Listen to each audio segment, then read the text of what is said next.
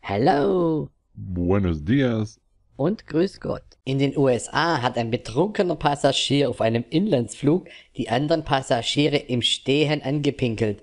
Und dann ist er auch noch auf den Rücken gefallen und der Strahl hat noch weitere Mitreisende getroffen. Typisch Mann. Eine Frau hätte sich dabei wenigstens hingesetzt.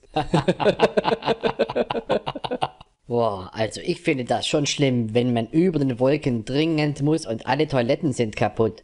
Da musste doch neulich tatsächlich ein Flugzeug zwischenlanden, weil wirklich alle Toiletten an Bord kaputt waren. Stell dir das mal vor. Und? Wo ist das Flugzeug dann gelandet? Auf dem Flughafen von Dixieland? Die neuen Maschinengewehre der Bundeswehr sollen jetzt anscheinend nicht mit den Panzern kompatibel sein. Ja, und weshalb das? Passen sie farblich nicht zusammen oder haben sie unterschiedliche Betriebssysteme? Keine Ahnung, was da nicht passt. Vielleicht muss man das Ganze einfach nochmal überprüfen und vermessen. Apropos vermessen. Der Bodensee wurde jetzt auch neu vermessen und dabei wurde festgestellt, dass er nicht ganz so tief ist, wie man bisher immer vermutet hat. Logisch, die Saison ist jetzt auch vorbei und es schwimmt kein Mensch mehr im Bodensee. Ist doch klar, dass der Wasserspiegel jetzt wieder sinkt und der See nicht mehr ganz so tief ist. Oh.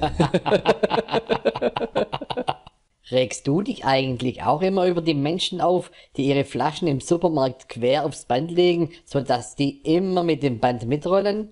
Ja, und dann frage ich mich, ob die dann zu Hause auch versuchen, die einzelnen Flaschen übereinander zu stellen, um Platz zu sparen.